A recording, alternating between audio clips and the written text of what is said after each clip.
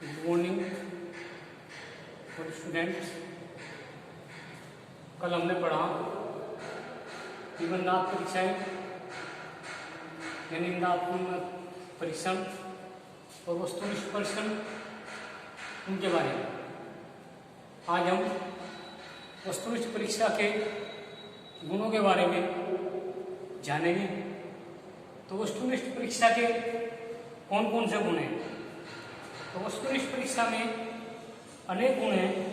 जैसे वस्तुनिष्ठ जो परीक्षाएं होती हैं या परीक्षण होते हैं वे अत्यधिक वैध होते हैं, और वस्तुनिष्ठ परीक्षाएं या परीक्षण में आत्मनिष्ठ होते हैं, और वस्तुनिष्ठ परीक्षा में प्रश्नों का अंकन जो है सरलता और शीघ्रता से किया जाता है।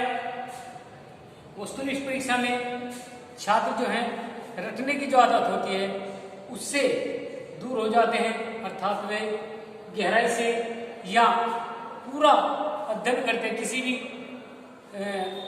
अध्याय का या टॉपिक का वे पूरी गहराई से अध्ययन करते हैं। वस्तुनिष्ठ परीक्षाएं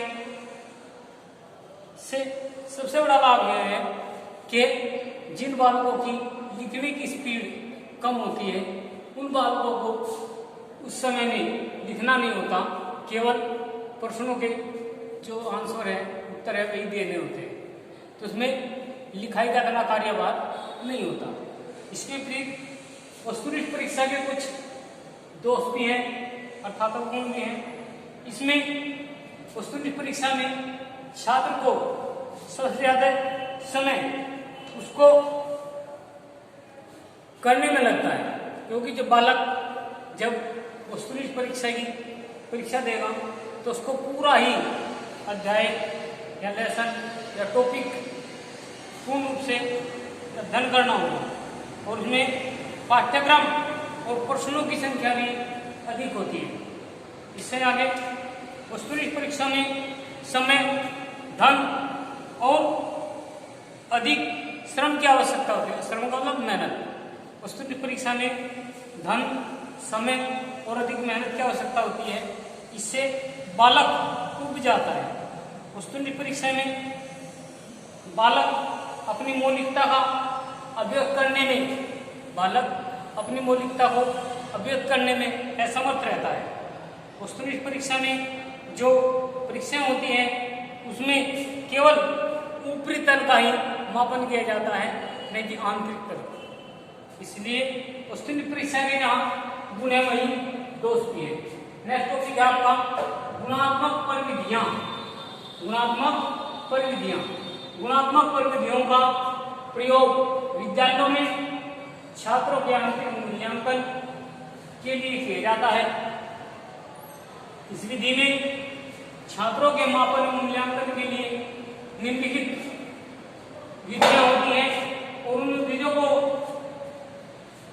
चलाने के लिए या मूल्यांकन करने के लिए जो उपकरण है अर्थात निम्नलिखित उपकरणों का प्रयोग किया जाता है। जैसे संचय विलेख है, निरीक्षण या अवलोकन है, जांच सूची है, एनेक्डोटल है और अनुपस्थिति या श्रेणी मापनी है। तो उसमें पहले नंबर पर पढ़ेंगे। पहले नंबर पर है संचय अभिलेख। वस्तुनिष्ठ रूप से छात्रों ने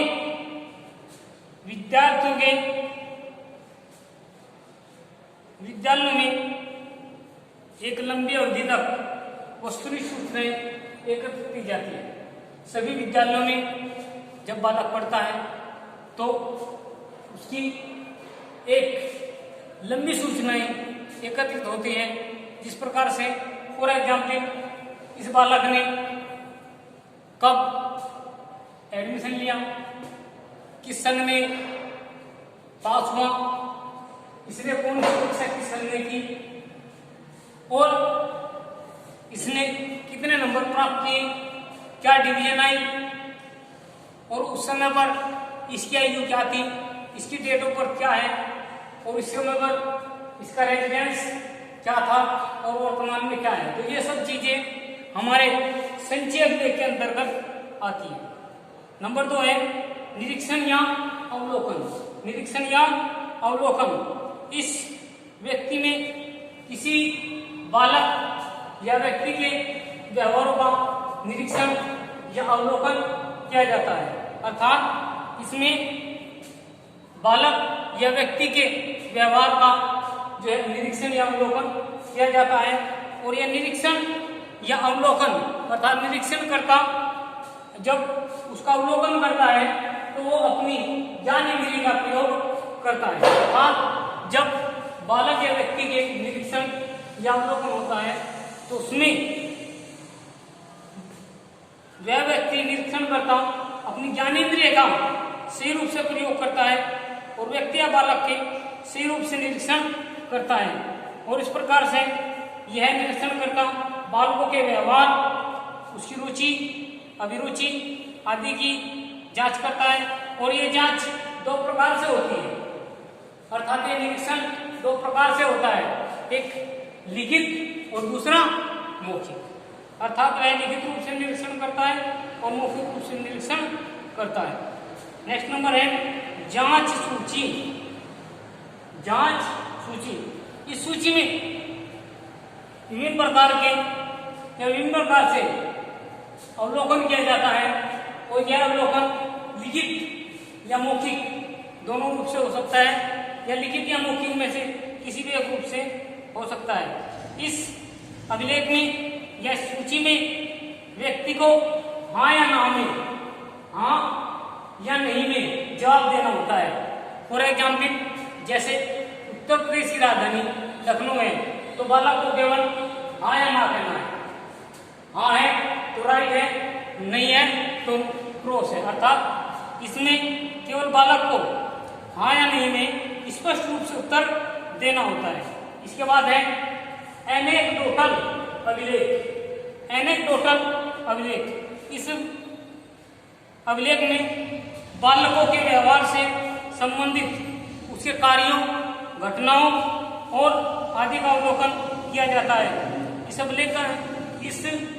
अभिलेख का प्रयोग विद्यालयों में बहुत रूप से या बहुलता से या बहुत अधिक रूप से किया जाता है। और इस अभिलेख में छोटे जो बच्चे होते हैं उनके व्यवहार का अध्ययन किया जाता है, अर्थात एनेक्डोटल अभिलेख में छोटे जो बच्चे होते हैं उनके व्यवहारों का अच्छी रूप से उनका जो अध्ययन या मापन या परीक्षण किया जाता है।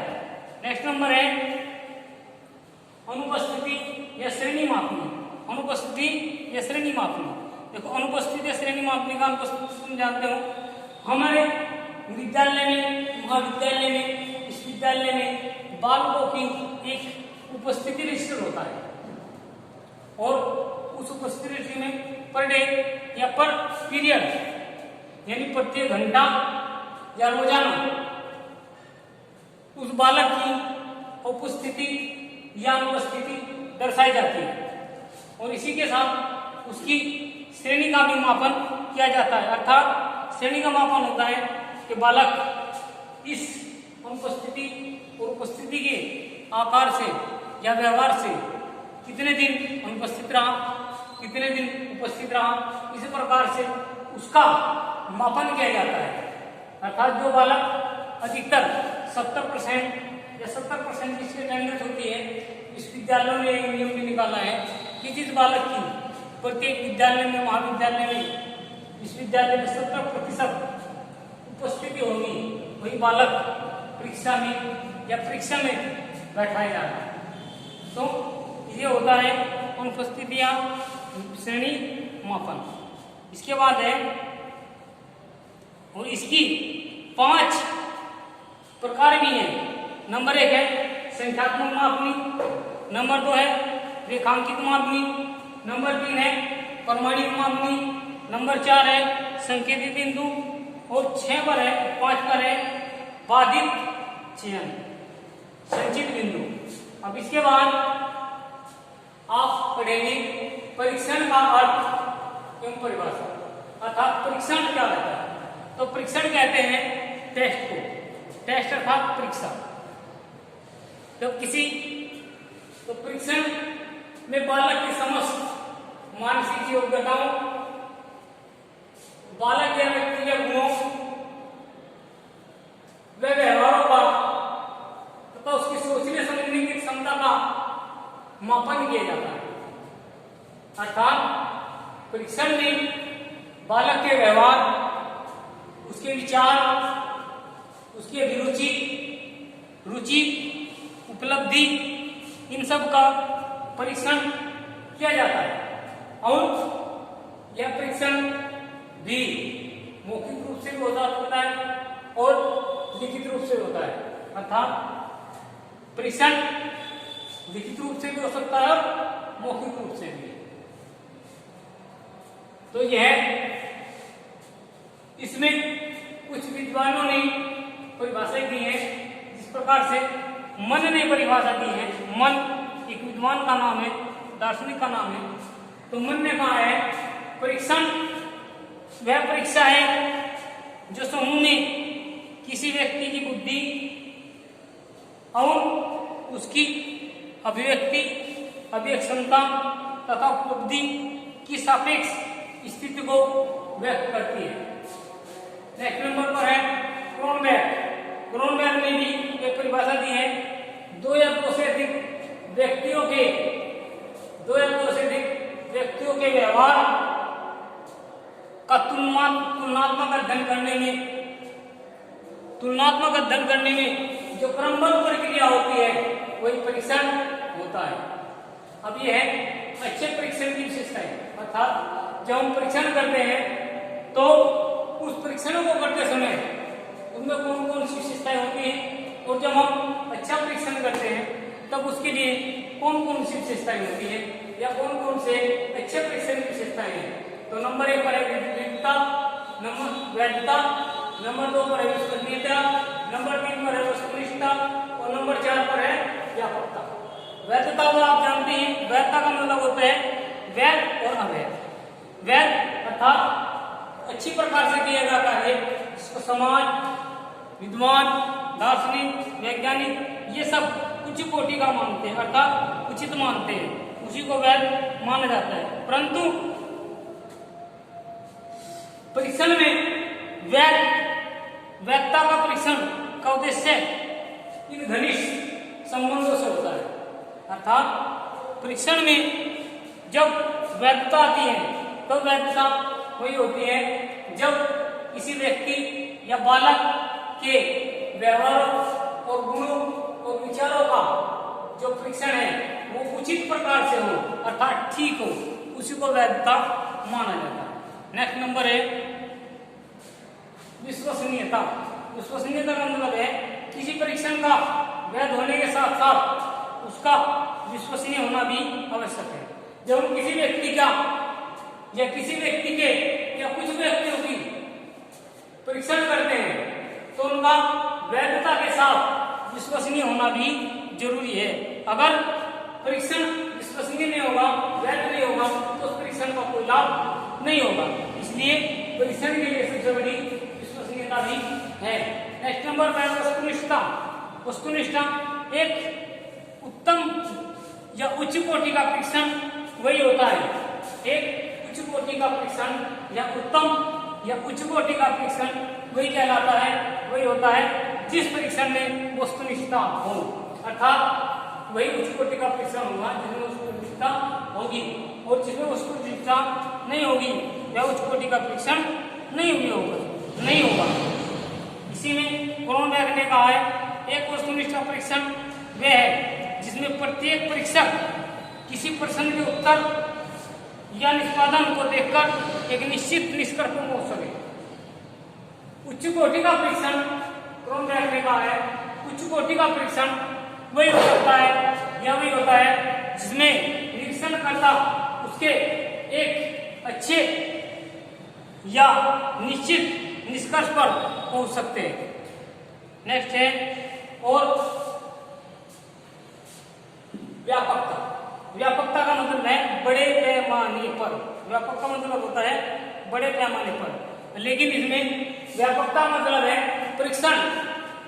जब परीक्षण होता है तो व्यापक का इसमें मतलब है कि उसका जो अध्ययन है वो संपूर्ण पाठ्यक्रम पर आधारित हो। अर्थात जब हम किसी परीक्षण या परीक्षा का या परीक्षण करते हैं, जब हम कोई भी परीक्षा या परीक्षण करते हैं तो उसमें संपूर्ण पाठ्यक्रम या संपूर्ण विषय या संपूर्ण कार्य को या कार्य का होना आवश्यक है, क्योंकि अधूरा पाठ्यक्रम कोई भी विश्वसनीय परीक्षण या परीक्षा नहीं हो सकती। इसलिए परीक्षण या परीक्षा के लिए संपूर्ण पाठ्यक्रम का होना जरूरी है। इसके बाद है सुगमता।